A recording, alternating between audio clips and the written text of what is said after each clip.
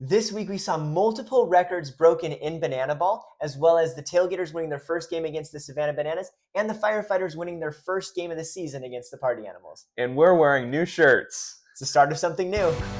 Welcome to the Banana Breakdown Podcast. Whether it's player interviews, weekly breakdowns of the games, or post-game live streams, we love to talk about all things Banana Ball. Yeah, what's up with these new shirts? Yeah, we're wearing our new shirts. I have worn this before. I just want to throw that out there. Go watch the episode where we talked about our Anaheim trip. But yeah, we're here to celebrate the Tailgaters and the Firefighters. The Firefighters got their first win of the season against my Party Animals, so I guess I had to wear this this time around. And the Tailgaters got their first win against the Bananas. Yeah, so it was really cool to watch, and like we said in the intro, there were some crazy records that were broken this week. We were able to see some cool stuff in these games, and then we'll talk about at the end of it, looking forward, where the Firefighters and Tailgaters are going to go up against each other in this weekend. So yeah, that's going to be super exciting. I'll be rooting for the Firefighters, and I guess he'll be rooting for the Tailgaters. Yeah, he got this just a couple days ago. I was there when he opened it up. Everyone in the comments, please wish Brandon a late happy birthday. It was a good day. His birthday was on Father's Day. That's crazy. Yeah, pretty exciting. Yeah. Well, thank you so much. But yeah, no, it's super excited to have some Tailgaters gear. Definitely excited to see where they go the rest of this season. And I wanted to talk about a couple things that they pulled off this weekend. So we were able to see a new backflip trick play record, courtesy of the Bananas and the Tailgaters together. So there were 2 Tailgaters players and 2 Bananas players that all got backflips in a game, and Zach Watson of the Tailgaters had 2. So it was the most backflips in a game with 5, and the most players doing a backflip in a game with 4. And that's the record for all of Banana Ball. Yeah, so DR Meadows had one, Coach Rack had one, Zach Watson had one, and Indy Stanley had one. So those are the players involved. And DR Meadows had an insane barehanded backflip catch, which is only the second one ever in Banana Ball history. It was just insane. It was epic. He threw his glove down. He wasn't even gonna think about using that glove, and did a barehanded backflip catch. And something I wanted to shout out there for DR Meadows is the fact that before he caught it, a little bit before, he tried it and missed it. But DR is just so good. He's like, I'm going to make this happen. And so he goes for it again, makes the barehanded backflip catch, and the crowd went crazy. So yeah, we've seen that earlier this season with him too. Him and I think it was with Reese Alexiadis. They were trying the pants catch, which didn't work the first time, but then they tried it again and it worked. And so yeah, DR Meadows and everyone in Banana Ball, they're always trying to do something new, try something different, and when they fail, they just get back up and keep going. Yeah, and it was a crazy game because in addition to the backflip record, they also had the record of most fan caught foul balls in a game. The fans caught 5 foul balls. It was crazy. Yeah, and those weren't easy catches either. There were some pretty impressive ones, but yeah, 5 in a game. I love that rule. When a fan catches a foul ball, it is an out, and so there were 5 outs in that game that came because of fans. Yeah, and one of them, to Sammy's point, was up in something like the 3rd deck, just a line drive by Coach Rack, and some kid caught it. So kudos to that kid for catching that line drive. I love seeing the players' reactions when that happens because you can tell they're always, obviously they're frustrated because they didn't want to get out, but there's also a little bit of them that's like, that's pretty cool. Yeah. And so it's like this mixed feeling that all of them have where they're just so frustrated that they're out. And it really is a disappointing way to go out, because it's like, come on, I'm fighting, I'm trying to keep this at bat alive, but you can't really do that in Banana Ball with that as the risk. And so you can tell that they're frustrated, but it's also just such a great way to get the fans involved in the game. And in this game, it happened again. Coach Rack fouled out twice in the same game. And that's not the first time this happened. It seems like pretty frequently a player will get 2 foul outs in the same game. It's like, that's got to be so devastating for the batter. Yeah, for sure. You only get so many at-bats in a game, and for that to be the way you go out, yeah, super frustrating. So yeah, the 2 were against Coach Rack, and then the other 3 that were caught were against Tailgaters players. So the Savannah Bananas fans came out caught 3 of them against them, and that was, yeah, it's definitely impressive to see. And we see that with more Bananas fans in the stadium most of the time, they tend to lean that way with the fan caught foul balls, because there are a few people who will catch it no matter what, but a lot of them will just kind of let it drop and then try to grab the ball so that their team doesn't get out. Yeah, you know what I'm really looking forward to What? is the first ever fan backflip catch fan caught foul ball.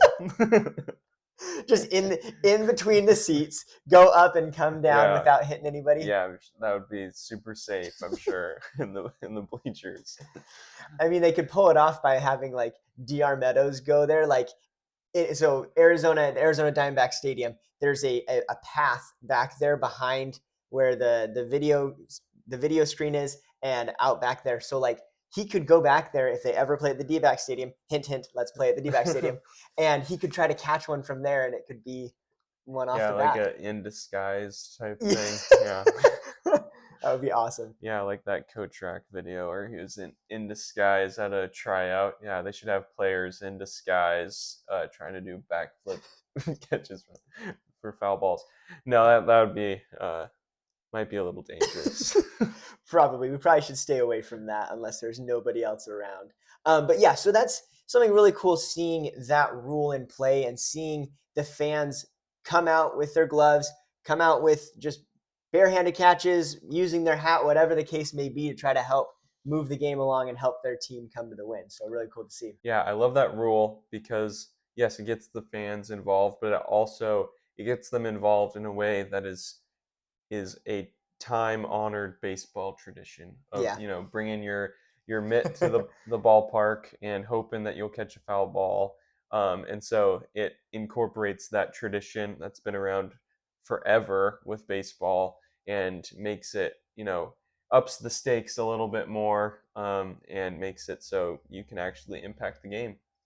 Yeah, and then this will lead into our conversation about the Party Animals Firefighters games, but there was a fan caught foul ball at the Party Animals Firefighters game that actually helped the Firefighters get their first win, and it was against a Party Animals player, and the guy that caught it was in a Party Animals jersey.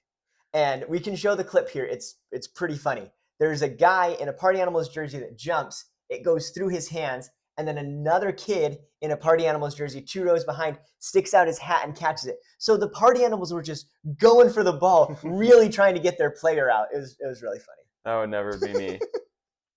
That would never be me. I would never get my Party Animals out. I'd run so fast away from that ball. It's coming towards me. No way. I would, yeah, no way. What you got to do is we got to practice the tip drill. So then when it comes to you, you just tip it up with your glove and then catch it. Then you make sure it's not an out. Well, you keep the ball and you make sure that no one around you catches it for your Party Animals. Well, that actually begs the question. I know it's supposed to be a clean catch. That's the rule. Yeah. The foul ball, for it to be an out, needs to be a clean catch. But if you're attempting a trick play, is that still a clean catch? That's a great question. Will the ump reviewing it, will he have to judge intent? Like he was trying to do the tip one? Because that's where, it's a little risky. If I tried that, they could see right through me and still count it as an out. It's like, oh, he was trying to do a trick play. So I think it would be better if I swatted it down and then caught it. That's fair. I mean, that if that is actually counted as an out, then that takes away my entire strategy from the Bananas rep, because that's my goal. Is it's like that's your goal. I wanna keep the ball, have it as a memento, but I don't want to get the Bananas out, and so be able to tip it up. We need to ask someone about this. I mean, we do know a few umpires. Yeah, so. We do. Yeah, we should. Yeah, next time we get someone on, that's gonna be one of the questions. Like, if it's not, it has to be a clean catch, but how come that rule is only applied to fans? That doesn't seem fair. Right? Can you imagine it just bounces across 10 people and then they catch it? A deck-tuple trick play? Every fan gets the trick play. Yeah. We'll see. Would we get put, if a fan does a trick play, does their name get put in bananaball.com/stats? I don't think so, because the kid caught it in his hat, and there's been multiple in a hat. that That's haven't got on there. okay. Good point. That's a trick play. I just asked that because we were looking at the stats a couple days ago, and uh, I just think it's hilarious that they include like the stars or the Yeah. celebrities, the guests that play in a they have one at bat or they pitch one time, and their stats are put in Yeah. online. It's like, here's the one at bat. I love that. So that's why I asked that. It's like, oh, a fan did a trick play. Some stat recorder has to run up and get their name and put them in the record books. Snap a quick picture. Yeah. That would be awesome. I think that would be a little bit difficult for Biko and Josh to try to pull off. Good point. Yeah. So game one of this weekend, Party Animals versus Firefighters, and the Firefighters came out swinging, and they crushed the Party Animals 4-1. Yeah, pun intended there. They really did. I was shocked by this. I think we talked about this the last podcast where we were like, no, the Firefighters don't have a chance against the Party Animals. The Party Animals, as you can see with the leaderboard here, they are far and away the best team in the sport right now. And the Firefighters hadn't had a win yet. And so, it's kind of like a 1 seed versus a 16 seed in NCAA tournament basketball or something. Like that. Obviously, there's a lot of talent with the Firefighters, but so far this season, the Party Animals have shown that they are just the best team. And so I really was not expecting much here. I thought that the Party Animals, yeah, the games might be close, but I thought the Party Animals were going to sweep. But no, that first game, the Party Animals got punched right in the face, and they could not get back up. It was just right out of the gate, they were down, and the Firefighters just kept going. Yes, it was a super exciting day for the Firefighters, getting that win, getting some of that momentum. And then the next two games, the Party Animals said, no, no, no, no. We are the top dogs. Let's regroup. And they beat them the next two games. Yeah. And the next game was not very close. The No. Party Animals took it to them. I think they were a little embarrassed the night before. The third game was close, but it was a very low scoring game. The pitching was really, really good. Pitching and fielding were really good. But yeah, the Party Animals were up 2-1 going into the ninth, and then Drew Gillespie came out with his epic walk-up video that everyone loves and had a 1-2-3 inning and just closed the door. Or as one of our fans, great Banana Ball fan, Celtics fan, says, the door was never open. It's true. When Drew Gillespie gets on the mound, if it's ever against a team that I'm rooting for, I get a little scared. So yeah, I always root for Drew Gillespie, so I'm never scared. Never Totally scared fair. when Drew's on the mound. But yeah, that was the Party Animals versus Firefighters this weekend. We talked about the first game with the Bananas and Tailgaters. Let's go into that second game where the Tailgaters came on top. So in that game, there's a lot of cool things that were going on, and the Tailgaters were up coming into the ninth inning, 3-2. And you start the inning, and the Bananas hit it to center field, and Marcos Castillo, full extension dive, bounces out of his glove. And you can just see him, after that happens, he just lays there, just devastated that had happened. And then we see what happens a little bit later. Yeah, so Dan Oberst gets to second there, so it ends up being a double. And then Marcos Castillo redeems himself. There was one out in between the next two. Obviously, there would be one out before the next two outs. Obviously, I know how Banana Ball works. Yeah, so there was a regular, just a routine fly for an out, and then Reese Alexiadis goes up. Dan Oberst is at second. He's in scoring position. He is the game tying run, right? And so Reese Alexiadis hits the ball. Looks like it's going into the gap. It was a beautifully placed ball. Marcos Castillo comes out of nowhere and dives, and he gets it this time. And he gets Reese out. He pops up. Dan Oberst tags and goes to third. So now we're at 2 outs, but Dan Oberst is at third. And at this point, I was thinking we're going to showdowns at very least, with Cox coming up to bat. Yeah, because if Dan Ober scores here, tie ball game. If no one else scores, we go to showdowns. If somehow then Ryan Cox also scores, the Bananas win. Ryan Cox hits it to center field again. Marcos Castillo's running, and this again, it's far away from him. Coming out of nowhere, this one was the best dive of all. He got some serious hang time, catches the ball, wins the game. Like his stomach must have been hurting so bad after 3 full extension dives. But Marcos Castillo saved the game for the Tailgaters. Yeah, again, it's just like when Alexiadis hit the ball. When Cox hit that, I'm like, okay, we're going to showdowns. He'll probably get a double here, and maybe the Bananas will win, but at very least they're going to tie it. But he comes out of nowhere again, and he completely. I've never seen anything like that, honestly. Like he missed it, and it was a great play. It was unlikely that he was even going to get to. I would have been extremely impressed with that first extension if he was able to get that grab. It would have been a really impressive catch. But he drops it the first time, and then like for him to capitalize on it, but for him to even have the opportunity was rare. Yeah. And so for him to just, redeem himself like that and win the game almost single-handedly in that inning was really awesome. Yeah, He's because so fast. seriously, yeah, you cannot hit it anywhere near center field with him out there. But yeah, it was just super crazy comeback story. But also, like you're saying, the fact that it was the inning where the Tailgaters are up, so they get the out and they win the game. It wasn't just, hey, retire the side now. We have to go up to bat and get some runs to win. It was to clinch the victory. So Yeah. a comeback story that ends with him being the ultimate hero for the Tailgaters was really cool to watch. Yeah, for him to end it on that play was really cool. I mean, I was rooting for showdowns. I think everyone was if they didn't want, the Tailgaters or the Bananas to win. If you're just a neutral fan watching, you're always rooting for showdowns. So that's what I was rooting for. But that was a really exciting play. Exciting enough for us to be like, you know what? Screw our plans. We're actually just going to go live right now. Yeah, and so sometimes on our YouTube channel that this podcast comes on, we do some post-game live streams. We were not planning to do it, and we had some fans in the Savannah Bananas live stream chat asking if we were going to do one. We said no because we weren't planning on it. The ending was insane, and we are like, should we do it? Yeah, we got to do it. In hindsight, that was terrible marketing.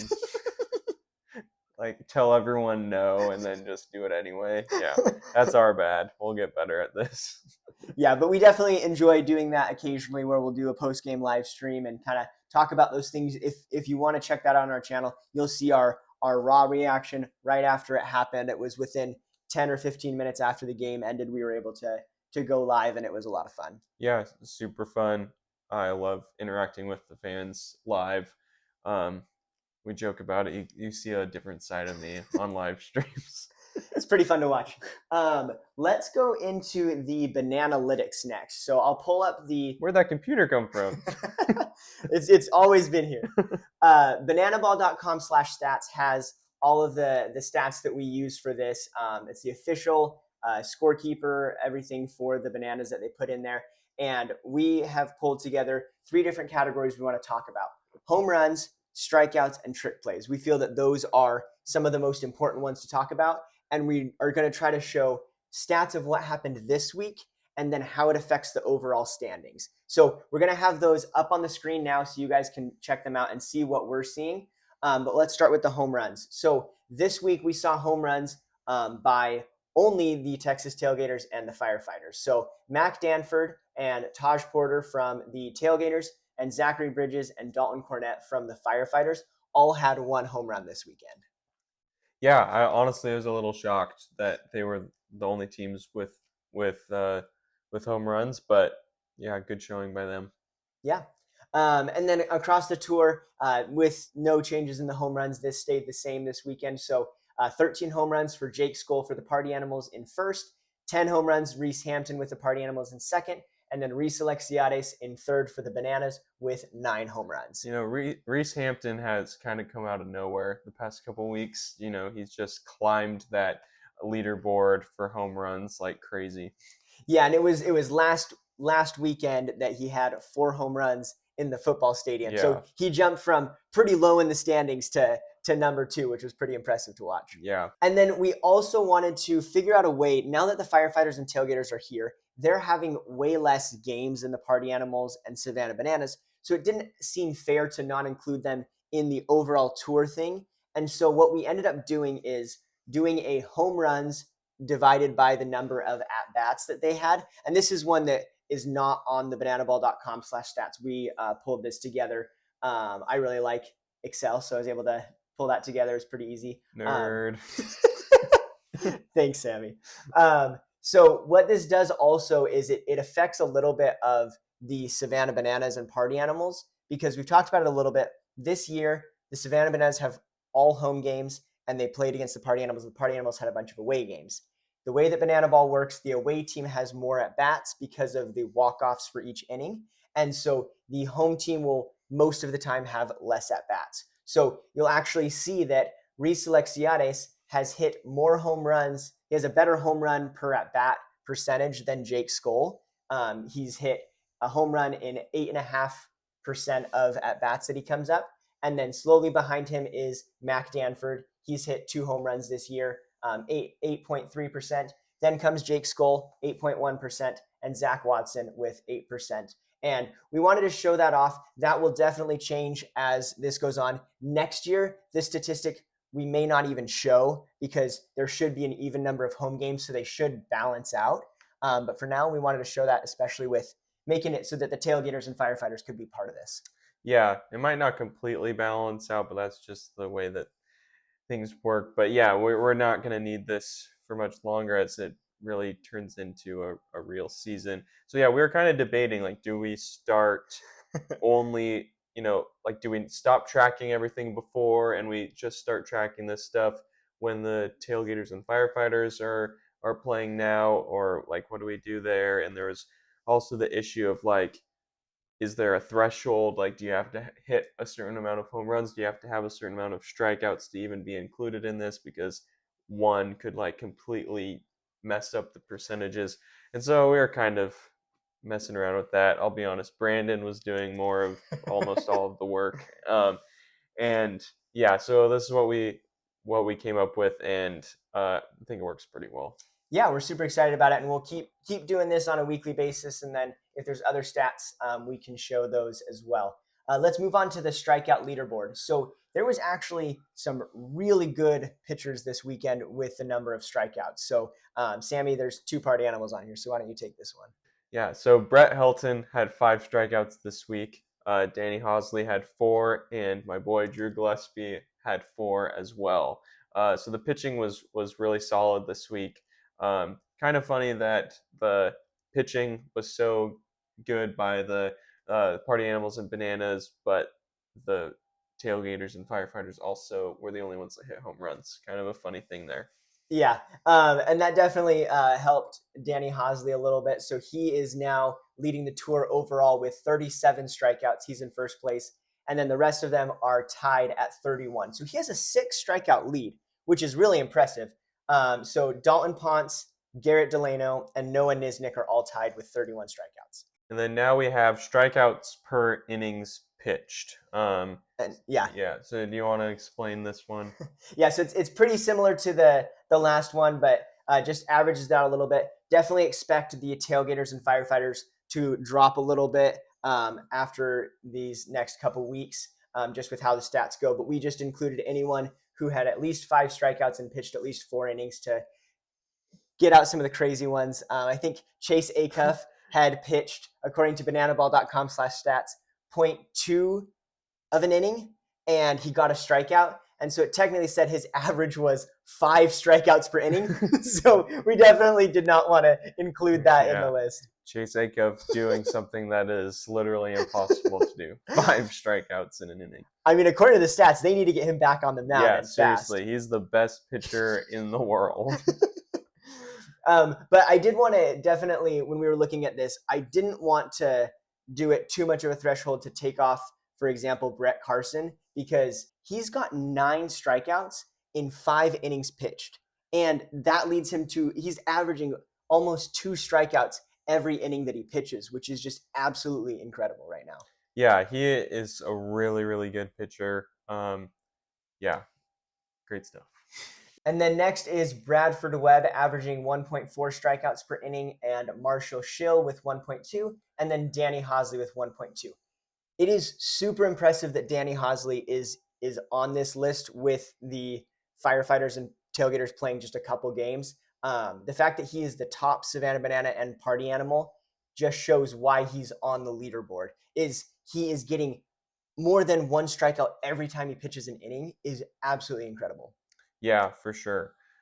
Yeah, so also to keep in mind, the Party Animals have played almost all of their games as the away team, and so this kind of skews that because there's not necessarily 3 outs in a lot of the innings that they play, and because of the walk off rule, so the Bananas could score and walk off the inning before they hit 3 outs, and so even with this kind of averaging things out, it could kind of skew towards the Bananas or towards a team that has had more home games uh, because there's not always 3 outs that a Party Animals pitcher is involved in.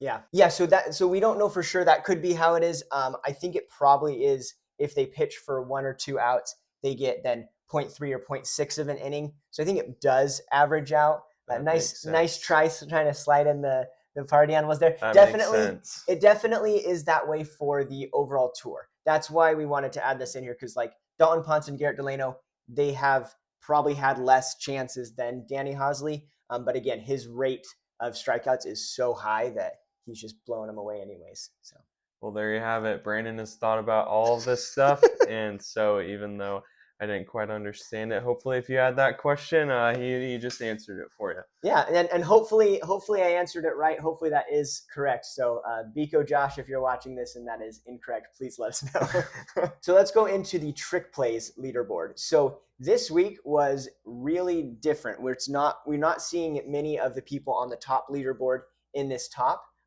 Bryson Bloomer actually won the trick plays for the weekend. He had 6, which was really impressive. Wow, yeah, that I don't even think I noticed noticed that, but yeah, he's not someone that we typically see up at the top of the leaderboard. So, good job. Yeah, shout out to Bryson Bloomer on that. And then DR Meadows and Reese Lexiades tied for 4 trick plays, and they were the 3 players that were at the top this week. Yeah, so then you look at the overall tour standings here. Um, the Glove Magician, Ryan Cox, with 110 trick plays so far this season. Crazy. Chase Acuff with 88 and DR Meadows with 87. He is approaching that century mark, which would put him as the first outfielder to go over 100 trick plays in a season. We'll see if he can get there. I think he will. Yeah, I think so too. And then a note here: we were trying to figure out a similar way, like we did with the home runs and strikeouts, to make it even. We could not figure out something because there's no like list of how many innings a player has played defensively or things like that that we were able to find. So just note that the Party Animals, in particular, with the away team, are at a disadvantage with this, and we have the weekly one to try to highlight the Tailgaters and the Firefighters. If they have a really good trick play week, they'll be on there. And again, we're really looking forward to next season when it's an even number of home games, even number of games, and everyone gets an equal chance to kind of be at the top of these leaderboards. I don't know if anyone's ever going to catch Ryan Cox. I think while he's in the game, he's going to be fighting really hard to keep his spot at the top. But it'll be interesting to see next season. Yeah, if there's ever going to be a Banana Ball Hall of Fame, Ryan Cox is going to be up there as one of the best trick play players ever. Agreed. So we wanted to do a quick look ahead because there's some really exciting stuff coming up. The Party Animals and the Bananas are going to be playing against each other this weekend in Grayson Stadium. So based on how it's been in the past, expect the A Party Party Animals Animal sweep. to most likely sweep or at least get 2 of the 3 games. And then it's exciting because now the Firefighters and Tailgaters are going against each other for the first time, and the Firefighters are having their first ever home game. Yeah, that's really exciting. Firefighters headlining game there. But yeah, you were trying to skip over that Party Animals Banana Wait, series. so what about the Firefighters? No, I just want it to be known that even if the Bananas somehow sweep this series, the Party Animals have won the season series against the Bananas. It doesn't matter. You can just kind of just, they don't even need to try this weekend. So if, you have your Bananas fan friends that are trying to give you a Party Animals fan, because I'm sure there's a lot of Party Animals fans watching this, trying to give you a hard time if the Bananas win the series, just remember the Party Animals have won the season series. So no matter what happens, don't let recency bias fool you here. The Party Animals are the best team in Banana Ball, and they will show it at the end of the season. Just throwing that out there. Yeah, it'll be super exciting to see. I'm excited to see them back at Grayson Stadium, see what they can do. Hopefully, the Bananas can pull it off, but I'm definitely expecting the Party Animals to have a really good showing, be excited to be back at Grayson Stadium, and we'll see where that goes I with all love that. games in Grayson Stadium. I think I've said that before. Those are my favorite games. It's cool that they play in these other places, but if you just want pure banana ball without some of that other stuff coming in, not that there's anything wrong with like the stars and everything like that, but if you just want a good solid banana ball game, watch a game in Grayson Stadium, and this is that's what it's all about. Yeah, and I do think that they've crafted it that way where the MLB stadiums and the football stadiums are better for fans. You get more fans, you're able to do some of that. But Grayson Stadium is better for the fans watching at home, for the live streams. Yeah. Just the turf, the lighting, the cameras because they're closer, all of the different things. It's their home park. They're able to kind of craft that experience for the live stream a little bit better. And so yeah, it's just really, really cool to watch those games. Yeah, it's for the diehard banana ball fans like us. We get to have those Grayson Stadium games, kind of like how this season in the NBA Finals, it's uh, the Oklahoma City Thunder versus the Indiana Pacers, and everyone's like, "Oh my gosh, there's no huge star. The ratings are going to be terrible. Why is this? This is such a bad series. No one wants to watch this." But diehard basketball fans, they know that these are the two most fun teams to watch if you just love basketball. You don't need any of that other noise. This is just a solid basketball series. It's an awesome NBA Finals. It's been a lot of fun. That's how I view Grayson Stadium games. It's something for us who just love the game for the sake of the game. Definitely. And that was our basketball breakdown from Sammy. Yeah. Let me know if you want to hear more basketball stuff because I have a lot of basketball takes. Could be a segment in the near future. Yeah. But yeah, so we're really excited about that. And the Bananas in particular are going to be playing in 11 more MLB parks this season. Basically, the rest they're going to play in Grayson Stadium 2 more times, and then the rest of it is just MLB ballpark after MLB ballpark to close out the season. Definitely should expect to see more ex MLB players and other people to come to these games. It's going to be really exciting, and a lot of them are going to be on ESPN. You've got big stadiums like Fenway Park, home of the Boston Red Sox, Yankee Stadium, home of the Yankees, and some other big stadiums that really looking forward to watching. Yeah, one that I'm really looking forward to as someone who grew up a Mariners fan is what is that park name? I grew up calling it Safeco Field. It's What? T-Mobile Park now. It's so lame. I mean, why do I care if it's safe? That's just an insurance company. Am I emotionally attached to an insurance company? But all growing up, it was Safeco Field. T-Mobile Park just doesn't sound right. Yeah, it's definitely weird when the names change. The D-back Stadium was Bank One Ballpark, then it changed to Chase Field. For me, changed to Chase Field when I was still young, so it didn't Chase affect me Field too much. sounds way better. I Bank liked. One Ballpark. It just sounds It, cool. it does not. Chase Field rolls off the tongue. That's Safeco Field rolls off the tongue. T-Mobile. I don't know. There's certain ones that just work. I hate when stadiums change their names. Hey, maybe someday we'll change it. Can you imagine we could change an MLB stadium's name to Banana Breakdown Park? That would be like the ultimate Troll to the Yeah. MLB. That would be amazing. Yeah. Well, I was thinking about some other dumb name changes, like the Lakers played forever in Staples Center, and then now it's Crypto.com Arena. Are you serious? Yeah, it's awful. Crypto.com Arena? Yeah, but Staples Center, that's Staples like the office supplies company. Yeah. And so you have, because of, the Lakers were so good when it was Staples Center, you have all of these memories with that. It's like, that should be the name. But like, really, you care so much about an office supplies company? I mean, I think it's better than a crypto exchange, but whatever. Hey, I mean, the Suns changed to the Footprint Center, so I mean, that's pretty bad as well. That one's so bad.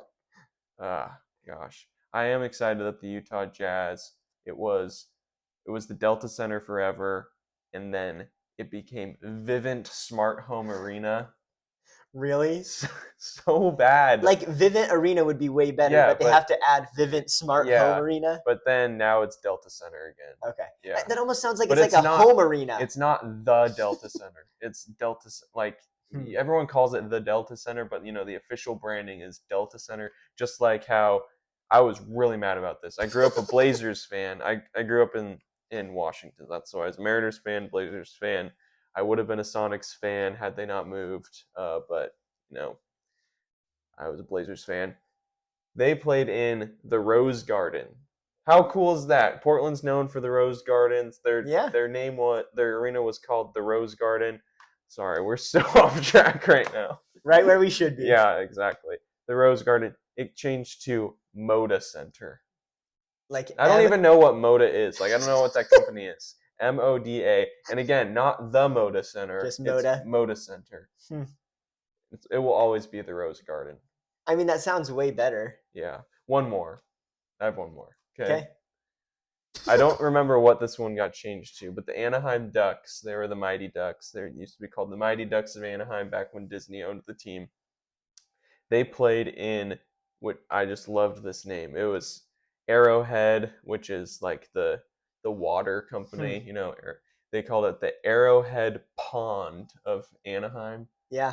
That's just an awesome name. Yeah. Pond, because they're ducks in a pond. Do you get it? I do, yeah. Should I explain more, or are we all good? Go for it. Ducks are in the pond. Yeah, I mean, you might need to explain a little bit more. I'm a little lost. Anyway, they changed it. I think it's the Honda Center now. Like, come on, keep the pond. It's like a frozen pond. Like, that's cool because of the ducks thing, that I explained earlier, and also the fact that when you're growing up, oh, the pond froze over. Well, you grew up in Arizona. You've never experienced a pond ever freezing over. No. Go get your ice skates on. Who am I? Stuff never froze where I came from either. Didn't grow up in the Midwest or anything. And also, I don't know how to ice skate. But I imagine someone that grew up in an area where ponds freeze over, they get their ice skates on and they go play hockey. It's just cool. Yeah, I mean, but that was in Anaheim where that never happened, so maybe that's why it got changed. Good point. Anyway, should we talk about Banana Ball again? Let's do it. So the visitors are coming in the next couple weeks, and we're going to see 6 games between the visitors and the Banana Ball team. So the visitors are the team that you may never have heard about from Banana Ball. They're the developmental team, and they come every year. They play a couple games. It's a bunch of prospective Banana Ball players, and you actually see some of those players get on the teams. KJ Jackson of the Bananas and Carell Prime of the Bananas that are rookies this year, they were on the visitors last year. And there were some others that were on the Firefighters and the Tailgaters now. So it's just really cool to give them that opportunity to play some actual games. They're going to play 3 against the Bananas, 3 against the Party Animals, and we'll get to kind of watch them and see who it's called up next year to the 2 new teams or whatever. Yeah, it's going to be awesome. I love the visitors' uniforms because they're so boring. And I just think that whole branding is just, it's obviously intentional and it's hilarious because, the Bananas are so out there partying, all of them are just so out there, and then you just have the visitors. It's just great. Yeah. And I mean, it's kind of like the Washington Generals. We're kind of like that with the Harlem Globetrotters. Where You've got the Harlem Globetrotters all showy. They did all this stuff. Then the exact opposite is the Washington Generals. Oh, I just realized when they start playing, we're going to have to add them here. And then we're going to have to, maybe we just put like a little tiny thing down here. Just the visitors. Yeah. I don't know what we're going to do. We'll figure out something. Yeah. But yeah, we're really looking forward to the next few weeks of Banana Ball. It's crazy that we're already so far into the season. I was looking at it, we're over halfway into the season. I can't believe we've been doing the podcast this long already. But at the same time, it feels like we've always done it. So thank you so much for watching and being a part of this and helping us along the journey. We've really appreciated your support. Seriously, it's been awesome. We love how this has been growing, and it's thanks to you guys. Thanks for watching, and thanks for supporting Banana Ball in general. We want this sport to grow. We're just here to try to support that and talk about it and just have some fun along the way. So thanks for watching all the way to the end, and go Firefighters! Go Tailgaters!